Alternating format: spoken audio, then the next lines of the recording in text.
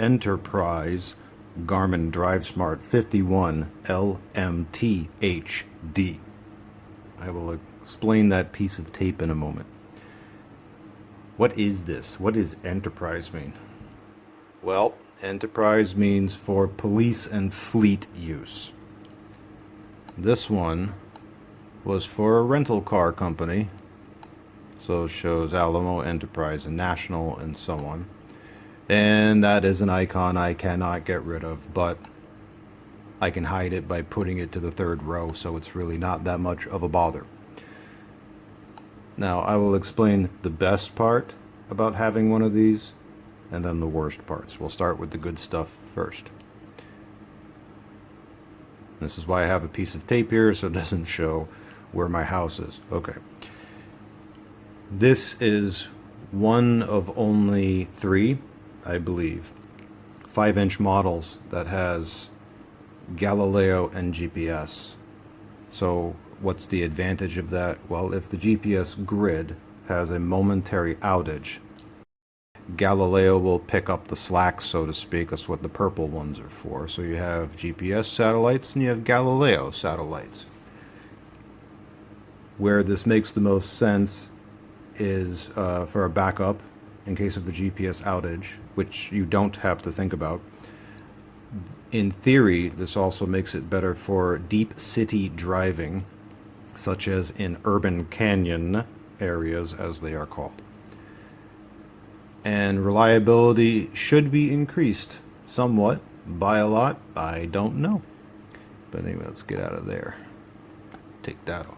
That's the first great part about this. The second best part is that this is, again, only one of very few models where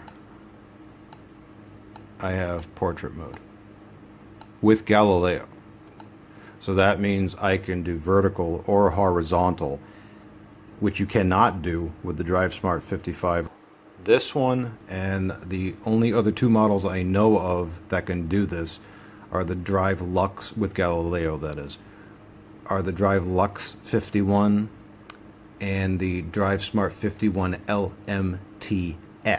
That's the consumer version. This is the Enterprise, and with the LMTHD, and the consumer version is the LMTS 51. So let me put this back where it was. View. Okay, good. Now let's get to the parts about this that are not so good. The first thing, well, let's just say I take this location and I just, save it. I'll just leave it as add save place. Okay. Yeah, oh, there it is. Ugly green icons for all your favorite. There is a workaround. So those ugly green icons,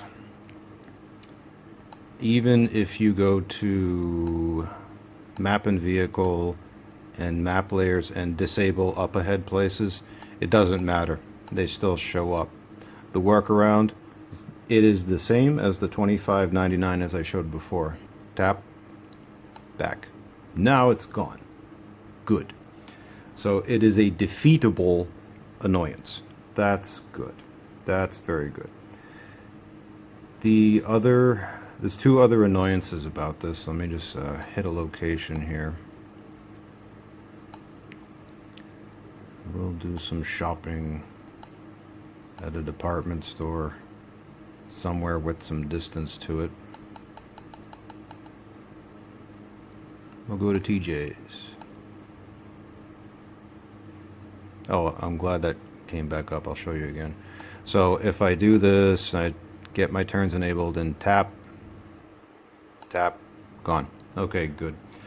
That's how you get rid of those icons. Yeah, a little annoyance, but you can deal with it. Or at least I can deal with it. Okay, so there's that. There is the tiny highway exit number thing going on, just like the DriveSmart 50. That's a little bit of an annoyance. True. Traffic. Okay, this will not get traffic with the TA20. Oh yeah, you get the orange banners in this one. I've covered that in previous videos. They go away after a little bit though. Right, traffic. Okay. You have three options with this one. You can do Smart Link with your phone. Traffic. So you can do the Smart Link thing with your phone, or you can use a GTM36 traffic charger cord or a GTM60 traffic charger cord. Now, per my recent videos, does that USB power cord thing I bought, will that get this thing traffic? No, it will not. But aside from that, that's really the end of the negatives right there. Aside from that, this thing, I will actually list another positive. You do not need to add a memory card to this thing in order for it to hold the latest maps. So you can buy it as is, connect it to your computer with the Garmin cable, and then use Garmin Express, and you can go ahead and update your maps and not worry if they're going to fit, because they will.